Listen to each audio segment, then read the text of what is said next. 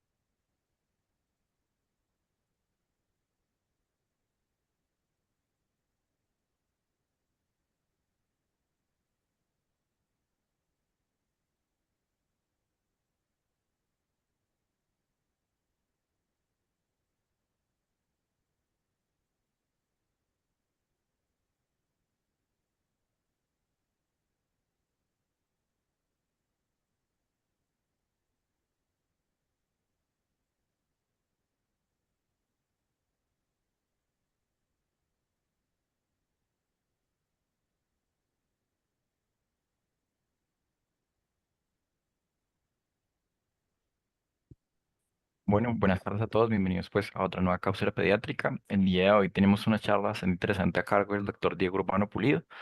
Nuestro ponente de hoy es médico cirujano de la Universidad Militar Nueva Granada, es especialista en pediatría de nuestra facultad y es actual fellow de infectología pediátrica también de nuestra universidad. Como pues digámoslo también a destacar, es miembro de investigación del grupo INQA, que es el grupo de diseño de nuevos antibióticos peptídicos de la Universidad del Bosque, y es docente ad honorem de nuestra facultad y de los Code Medical Center. Entonces, sin más preámbulos, los dejo con el doctor para precisamente nuestra charla del día de hoy. ¿Qué tal? Buenas noches. ¿Cómo están todos? Bueno, entonces vamos a iniciar. Esta charla surgió por un caso clínico que tuvimos en uno de los hospitales de práctica.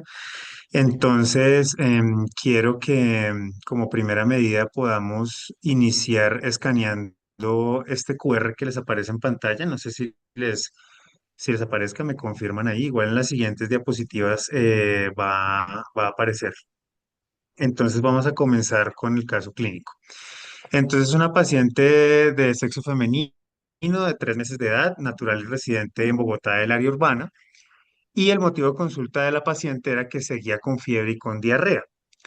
Tenía un cuadro clínico de 4 días de evolución de picos febriles hasta 39 grados, inmediatamente posterior a finalización de un esquema antibiótico que lo tenía por un diagnóstico reciente de una infección de tracto urinario por una E. coli patrón usual. Estos síntomas iniciales estaban asociados a deposiciones diarreicas y coluria y el tratamiento ambulatorio fue con cefalexina durante 7 días. Acá arriba ven el QR por si lo quieren escanear para pues unas preguntas más adelante como para hacer más interactiva la charla. A la revisión por sistemas, pues solamente como positivo las deposiciones diarreicas. Como riesgo ambiental, pues no contaba con ningún contacto de riesgo, solamente un perro en la casa. En los antecedentes, pues nada, o sea, no mucho que mencionar, solamente que pues la paciente por su cuadro de diarrea venía recetada con sulfato de zinc y probióticos aproximadamente hace un mes. En cuanto pues a vacunas, estaba completo para su edad. En ese momento del caso pues estábamos con PCV10 aún en Colombia y vivía con los papás y una abuela materna. Al examen físico, pues la paciente sí llegó taquicárdica, con la fontanela normotensa, las mucosas secas, el abdomen con los ruidos intestinales aumentados. Neurológicamente la paciente bien, pues llanto consolable y sin movimientos anormales, sin signos de focalización. Y en los paraclínicos de ingreso, pues vemos una importante leucocitosis a expensas de neutrófilos, con una PCR también bastante elevada, un uroanálisis que no era sugestivo de infección de tracto urinario, por lo que les conté del antecedente de la infección que había recibido cefalexina durante 7 días, y un panel viral que nos daba negativo para pues, los virus principales. Entonces, teniendo en cuenta pues el QR que escanearon, quisiera preguntarles primero cuál sería su impresión diagnóstica inicial. Le vamos a dar, yo creo que unos 30 segundos a la pregunta para de pronto no alargarnos en el caso. Si de pronto pues no pudieron escanear el QR, no importa.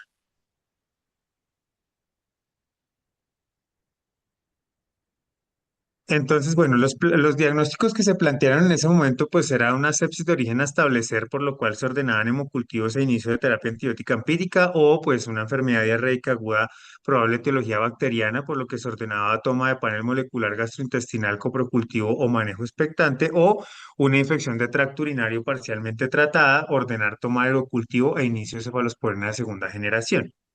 Bueno, entonces, como vemos ya, algunas personas votaron.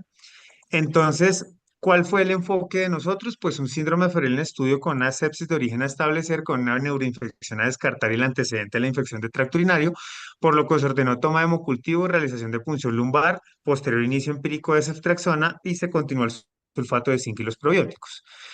A la paciente se le realizó punción lumbar, donde pues vemos que era una punción con bastante pleocitosis a expensas de neutrófilos, con una hiperproteinorraquia bastante marcada, con hipoglucorraquia, un lactato en líquido cefalorraquídeo elevado, con tinciones negativas y un panel molecular meningio negativo, que pues eso en este momento pues plantea algo muy importante, que son los gérmenes que no se detectan en los paneles moleculares. ¿Cuál sería su conducta a seguir? Como segunda pregunta. Entonces, ¿confirman la neuroinfección y continúan igual manejo a la espera de cultivos? ¿O confirman neuroinfección y adicionan vancomicina al cubrimiento empírico? ¿O consideran que la punción lumbar no fue concluyente, pero continúan igual cubrimiento antibiótico? Entonces, demos unos segundos para ver si de pronto tenemos más participación en la encuesta.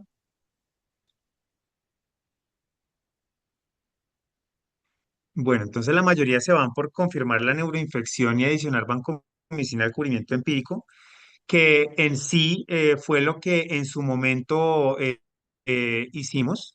Adicionamos vancomicina, pero pues por la sospecha de neuroinfección para pues el cubrimiento de todos los gérmenes posibles. Pero la paciente presentaba picofebriles persistentes posterior a 48 horas de manejo con ceftriaxona a vancomicina. Ya su parte neurológica, pues la paciente se tornó irritable con posterior somnolencia, presentó episodios eméticos en proyectil, por lo cual se ordenó pues una neuroimagen de forma urgente. En la tomografía de cráneo, pues evidenciamos una colección extraxial con realce meningio sugiriendo un empiema subdural, por lo cual se adicionó metronidazol al cubrimiento antibiótico. Y la evolución, pues nos reportan crecimiento en los hemocultivos de bacilos gram positivos, ojo, con deterioro clínico posterior, dificultad respiratoria, requerimiento de oxígeno suplementario. La paciente desarrolla o inicia con crisis focales, por lo cual se solicita valoración prioritaria por neurocirugía. Se le hizo obviamente un estudio de inmunidad a la paciente, donde en principio tenía linfocitos T y NK en límite inferior para la edad. Se planteó una sospecha de error innato de la inmunidad. Posteriormente egresó con manejo anticonvulsivante y seguimiento por consulta externa multidisciplinaria, pero pues no se tuvieron nuevas consultas ni episodios infecciosos hasta el último seguimiento, que fue reportado en el 2022, los estudios ambulatorios normales y nuevas consultas al centro de atención. Entonces, vamos ahora sí a entrar en el tema. Entonces, los probióticos. El término probiótico se citó por primera vez en 1965, pero fue hasta 2017 donde la Asociación Científica Internacional de Probióticos y Probióticos, que es la ISAP, acotó la definición final, que es la que ustedes ven en pantalla, ¿sí? Hay un aislamiento de miles de diferentes especies bacterianas y no solamente los probióticos abarcan fármacos, sino que abarcan alimentos de usos de médicos especiales, alimentos de consumo diario, fórmulas infantiles inclusive, y probióticos de administración no oral. En humanos, los más frecuentemente usados son aquellos que producen ácido láctico, por eso pues tenemos aquí el primer grupo que antes se llamaban lactobacillus, pero con la nueva taxonomía su nombre es Lacticaceibacillus, que tenemos los siguientes. Están también los Limosilactobacillus, que el principal es el Reuteri, todos los Bifidobacterium, los Streptococcus, los bacillus como el Clausi y algunos Clostridioides, inclusive como el Butyricum, y pues una de las levaduras que es la única probiótica que tenemos, que es la Saccharomyces boulardii. Realizando una búsqueda exhaustiva pues en unos artículos un poco antiguos, como vemos aquí en las referencias y en menciones de nuevos estudios como este del 2025, me encontré estos criterios desarrollados por Teitelbaum y Walker, donde me gustaría que los desglosáramos uno a uno.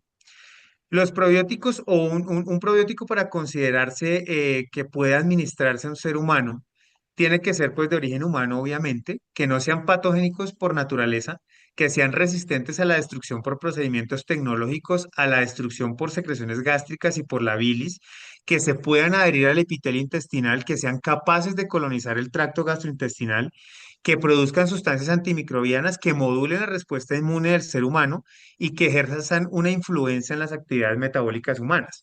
¿Por qué es importante esto? Si ustedes lo ven paso a paso, un probiótico o estamos consumiendo algo que es supremamente resistente, que es muy capaz de colonizar nuestro tracto gastrointestinal, de barrer con las bacterias que estén de pronto impidiendo que esta colonización se dé y que también modulen las respuestas inmunes del huésped al que nosotros lo administramos. Entonces, tenemos que empezar a tener en cuenta que es algo ajeno, es un microorganismo que estamos suministrando y que eso puede llevar pues a algunos problemas como vemos más adelante. Dentro de las como funciones de los probióticos, pues tenemos las más importantes que pues es la inducción de un pH ácido y la producción de ácidos grasos de cadena corta que nos va a impedir pues el crecimiento de gérmenes y favorecer el crecimiento de bacterias tolerantes. Toda la parte del peróxido de oxígeno que va a disminuir el pH luminal, la producción de bactericinas, el aumento de la producción de ácido láctico, el restablecimiento de la flora normal por todo lo que dije anteriormente de que producen sustancias antimicrobianas para toda la parte patógena del tracto gastrointestinal y compite por los nichos de anidación en el tracto gastrointestinal con todas las bacterias patógenas. Entonces, ¿a qué ha llevado esta parte de los probióticos? Ha llevado pues a algo que yo denominé un auge investigativo, porque pues el creciente interés en los probióticos se ha impulsado que por los importantes beneficios que hemos visto para la salud, que se dicen que modulan la respuesta inmune, que nos ayudan con las bacterias patógenas, que toda esta cuestión, ha dado a que en las últimas 2 décadas aumente su interés, que se use ya generalizadamente en entornos comunitarios y en entornos sanitarios, porque hay una percepción de completa seguridad, ¿sí? Y incluso hay algunos artículos donde se menciona que es la piedra angular de la salud humana, por lo que hay múltiples estudios en curso como ustedes lo van a ver.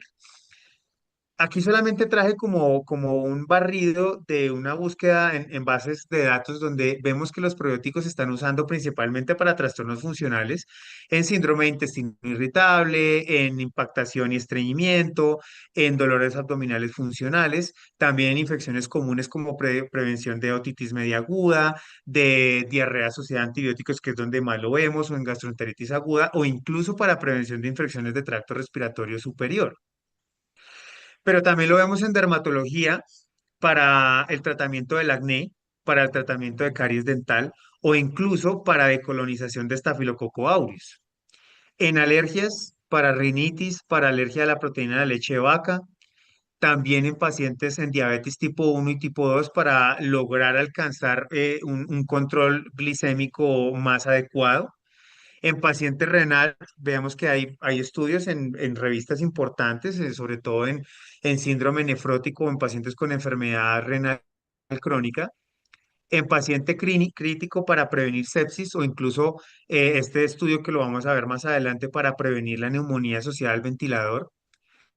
En paciente inmunosuprimido o inmunocomprometido, entonces vemos en paciente VIH positivo para ayudar a aumentar el conteo de células CD4 o incluso en pacientes con leucemias para disminuir esa náusea inducida por la quimioterapia o para la reducción de mucositis. En el ámbito quirúrgico, que tampoco se nos escapa para el manejo de cirugías gastrointestinales en neonatos o para bypass cardiopulmonar. Y en algunos campos que uno creería que de pronto no, pero que hemos visto en los últimos años que toda la parte de la microbiota intestinal está muy relacionada con nuestra psique, con la parte neurológica, entonces para tratamiento de TDAH o incluso para trastornos del espectro autista. Entonces vemos que está incluido en todos los campos de la medicina, ¿sí? Tiene un amplio rango de indicaciones que van todos los grupos etarios en paciente inmunocompetente y en paciente inmunosuprimido, y hay un riesgo de uso indiscriminado inseguro, ¿sí? Eso plantea bastantes puntos álgidos, sobre todo este primero, porque los probióticos vienen en múltiples productos y presentaciones, como lo dije al principio. Y esta frase la plasmé directamente del artículo que consulté donde dice que hay evidencias recientes que han demostrado que los riesgos para la salud de los probióticos, pero que la literatura actual, como está dominada por artículos sobre los beneficios de los probióticos para la salud, puede enmascarar la importancia de los efectos adversos que todo medicamento lo tiene y los probióticos pues no pueden salirse de este grupo. La Organización Mundial de la Salud ya en 2015 reconoció la responsabilidad en las infecciones sistémicas por probióticos. Hay casos reportados tanto en inmunocompetentes como en inmunosuprimidos. Disculpen acá que me quedó redundante. Y los efectos adversos son potenciales, pero pues no se han definido claramente en grandes series de casos, ¿sí? La sepsis es el reporte más común.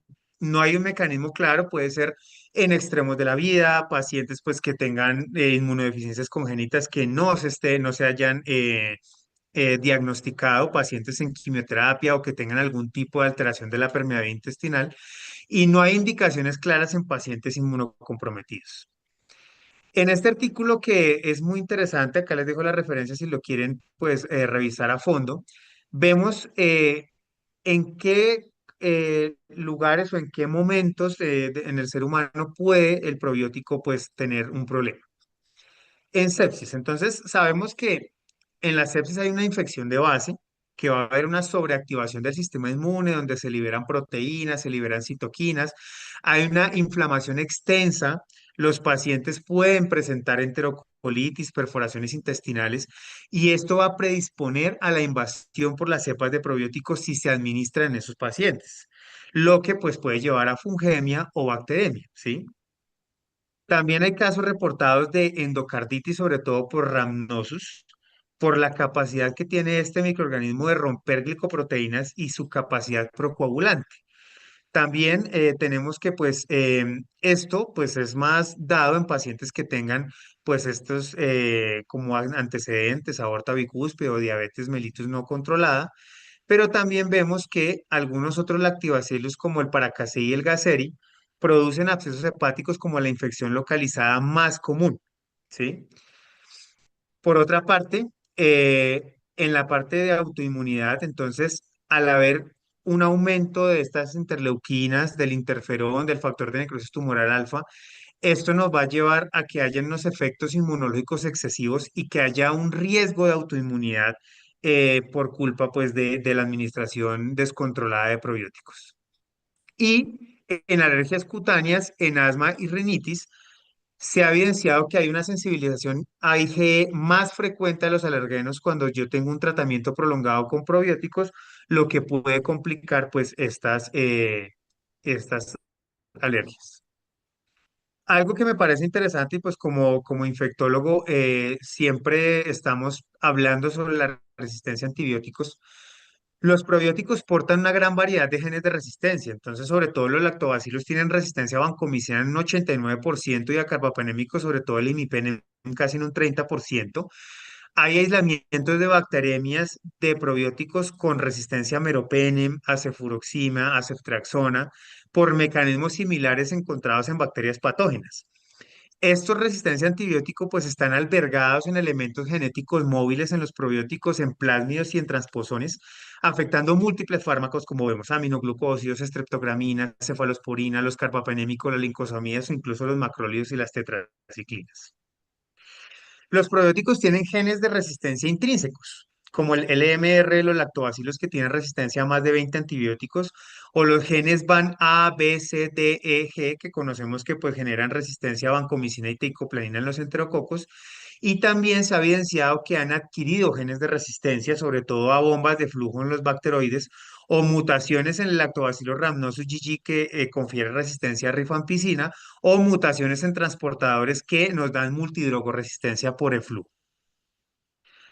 Pero eso no se queda ahí, o sea, ellos pueden tener esos genes de resistencia, pero también se ha evidenciado que los pueden transferir. Hay evidencia de paso de genes de resistencias de tetraciclinas de los plantarum y los reuteris a los enterococcus comensales que tenemos en nuestro tracto gastrointestinal. También de genes de resistencia a lincosabidas y a streptograminas de los fermentum a estos mismos enterococcus fecalis. O intercambios de genes de resistencia de vancomicina de probióticos incluidos en algunos de enterococos en algunos probióticos a enterococcus fecalis comensales, paso de plásmidos que codifican transferencias de bombas de flujo en Klebsiella y en E. coli.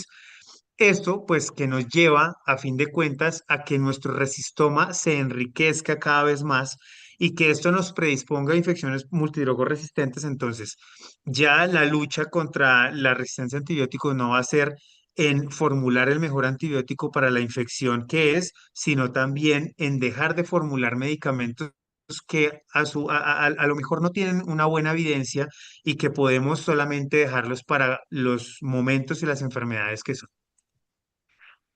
Acá en esta revisión sistemática que me parece la más importante, abarca desde 1995, que es el primer caso reportado a 30 de junio del 2021, son 1.537 estudios, 49 casos documentados de infección posterior a uso de probióticos administrados oralmente o por gastrostomía. La mayoría, pues sí son pacientes menores a 2 años, la mayoría neonatos, y el uso de probióticos fue en promedio de 10 días. Se reportó sepsis en la mayoría de casos, casi en un 70%, seguido de bacteremia y neumonía, y vemos que el Lacticacibacillus es el más importante, seguido del Bifidobacterium, y por último tenemos la levadura Saccharomyces, el Bacillus clausi y E. coli. Lo importante es que la mayoría de estos probióticos fueron aislados en hemocultivos, entonces vemos que sí tienen una capacidad importante de ingresar al torrente sanguíneo. ¿Cuáles fueron los factores de riesgo de estos pacientes? Prematuridad, uso de catéter venoso central, patología gastrointestinal, pacientes con ventilación mecánica y también con cardiopatía congénita. Y algo que me pareció supremamente importante en esta revisión sistemática es que hubo casos de contaminación de catéteres venosos centrales en 4 pacientes por administración de probióticos en pacientes contiguos en la misma unidad de cuidado intensivo o en la misma sala de hospitalización. Entonces tenemos que tener cuidado con las indicaciones de estos probióticos. Múltiples manejos antibióticos para tratar estas infecciones. Vemos aquí en la diapositiva que incluso hasta micafungina, anfotericina B, 3 pacientes fallecieron, 2 prematuros y un paciente con 5 meses de edad por cardiopatía congénita.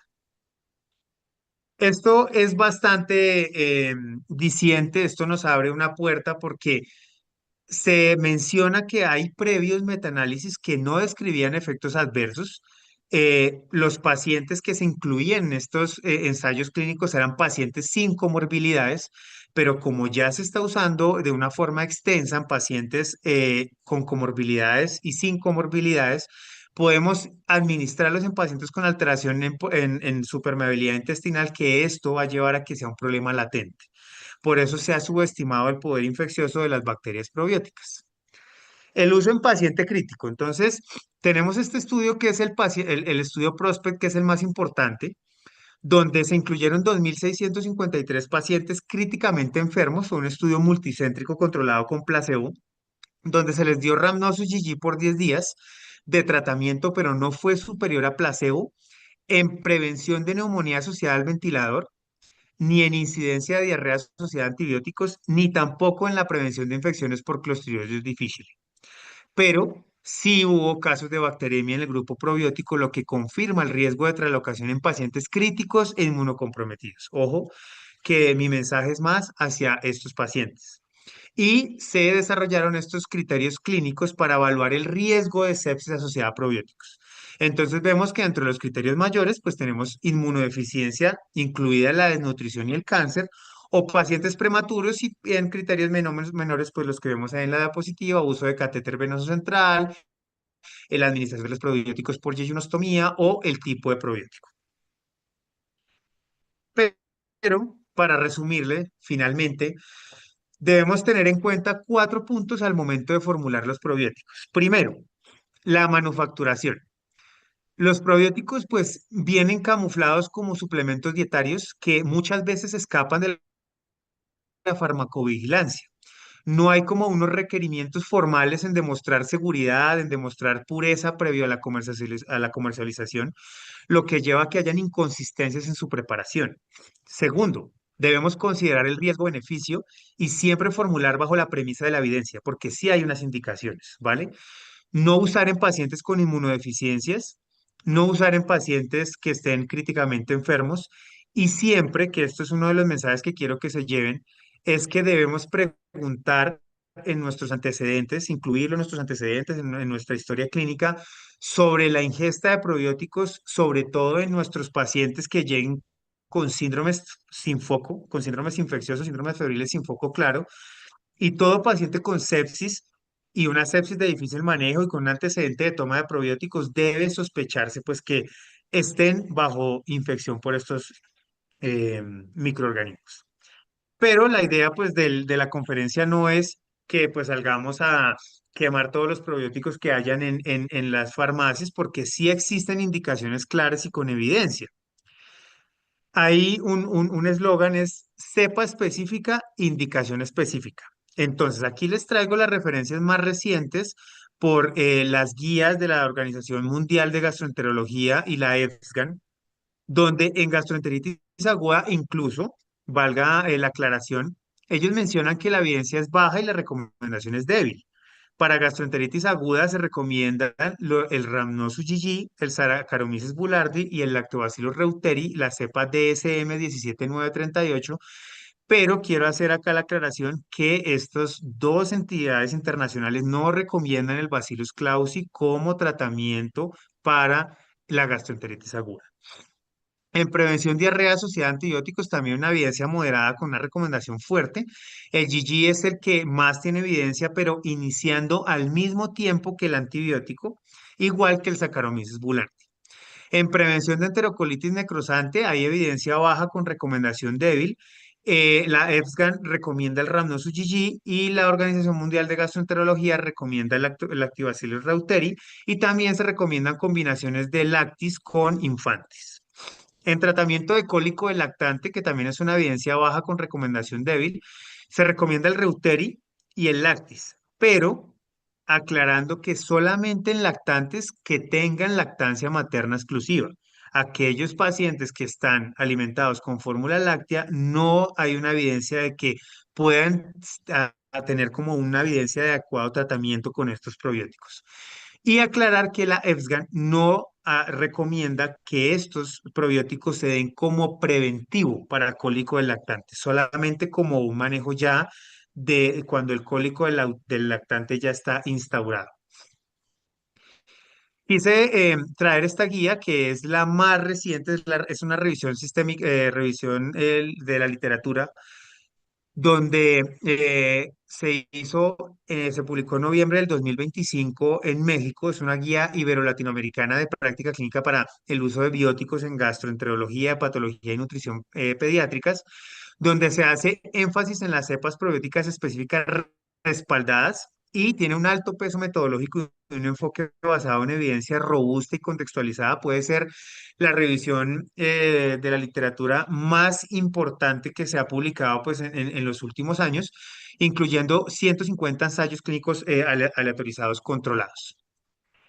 ¿Qué nos habla? Nos habla de todos los probióticos, pero voy a solamente mencionar los más importantes. El Rhamnosus GG en diarrea aguda tiene bastante evidencia, 19 ensayos, aproximadamente 3.700 niños, y nos dice que sí disminuye más o menos 24 horas en la duración de la diarrea y en 1.1 por día las evacuaciones.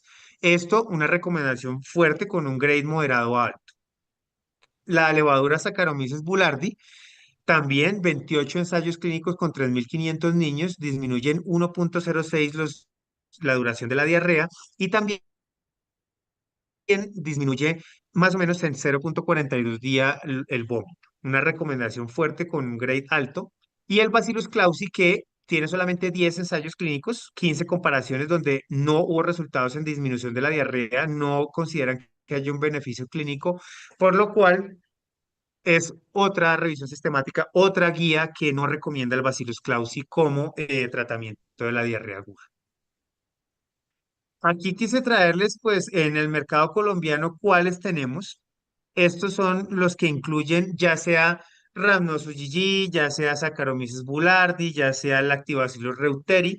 Estos que vemos en pantalla son los que están indicados para el tratamiento tanto de gastroenteritis aguda como pues el reuteri para el cólico del lactante, que pues aquí no está en la imagen.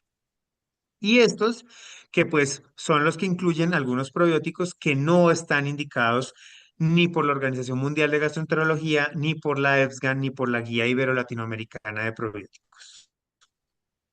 Y ya para finalizar, quiero hablarles del Bacillus clausi. Como patógeno, pues su nombre acotado por la nueva taxonomía es Alcaliobacillus clausi. Es un bacilo gram positivo móvil, formador de esporas, se considera como contaminante en la mayoría de los casos, pero tiene una amplia resistencia a antibióticos, a la bilis, a los ácidos gástricos, a temperaturas extremas. Puede sobrevivir hasta 12 días después de una sola administración. Entonces, imaginen nuestra paciente que se le administró un mes todos los días. Entonces, puede germinar, puede crecer y multiplicarse en el tracto gastrointestinal provocando una bacteriemia persistente y es una bacteriemia muy difícil de tratar. Las infecciones sí son excepcionalmente infrecuentes, principalmente en grupos de riesgo. Las opciones de manejo son limitadas con una duración incierta. Ya vemos que nuestra paciente duró con 70 días de antibiótico. Tiene resistencia intrínseca a rifampicina, macrólidos, aminoglucósidos, tiene baja sensibilidad a cefalosporinas. Y la última búsqueda publicada hasta 2025, pues solamente hay 6 casos pediátricos reportados en la literatura, la mayoría son en adultos. Aquí sí construí esta tabla donde pues son los 6 casos que están publicados en la literatura donde vemos que pues la mayoría se recuperó, 2 fallecieron, nuestra paciente que pues es el caso propio aquí se recuperó y como terapias a futuro tenemos los posbióticos que son componentes producidos por la fermentación de los probióticos, entonces más enfocados a ácidos grasos de cadena corta, a péptidos antimicrobianos, que también incluso los péptidos antimicrobianos se están investigando como terapias antibióticas per se. Tenemos los parabióticos, que son materiales no viables de origen microbiano, que son microorganismos inactivos o fracciones celulares con potencial inmunomodulador, denominados probióticos fantasmas, y los fagos, que también pues están en auge, que son virus que infectan bacterias comensales y remodelan la microbiótica para generar un entorno intestinal más saludable. Como mensajes para llevar a la práctica clínica, entonces, son aliados los probióticos, pero en indicaciones específicas, pero pueden ser nocivos en usos inadecuados. Llevémonos ese mensaje. Cepa específica, indicación específica. Los probióticos son en su mayoría seguros, pero su uso en pacientes inmunosuprimidos y en pacientes crónicamente enfermos es cuestionable. Deben administrarse en precaución incluso en niños con riesgo de desnutrición. Son causa de infecciones difíciles de tratar, tienen resistencia a gran número de antibióticos y esto también que quiero que se lleven, que hay que abrir la posibilidad de nuevas impresiones diagnósticas, cambiar ese chip en los antecedentes, incluir la pregunta de tratamientos con cualquier suplemento con probióticos y no es más. Pues nada, un gran poder conlleva una gran responsabilidad. Nosotros formulamos medicamentos y todos los medicamentos tienen efectos adversos, entonces no debemos formularlos porque sí. Bueno, muchas gracias. Muchas gracias a usted, doctor Diego, por la presentación. Realmente bastante interesante y sobre todo muy enriquecedora. Vamos a dar un espacio para abierto a preguntas. Si alguien tiene alguna pregunta, la puede dejar en el chat. Vamos a dar un tiempo y si no, pues damos por terminada la revisión.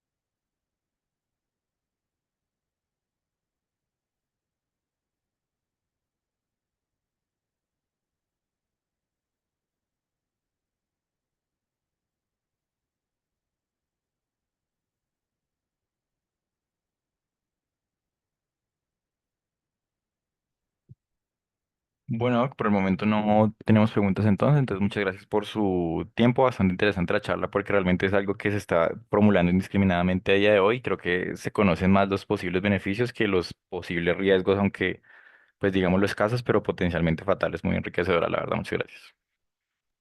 Bueno, listo, con gusto y nada, llevarse todos esos mensajes a casa y cualquier cosa, pues en mi correo, en mis redes sociales pueden preguntar. ¿Listo? Listo, muchas gracias. Bueno, hasta luego.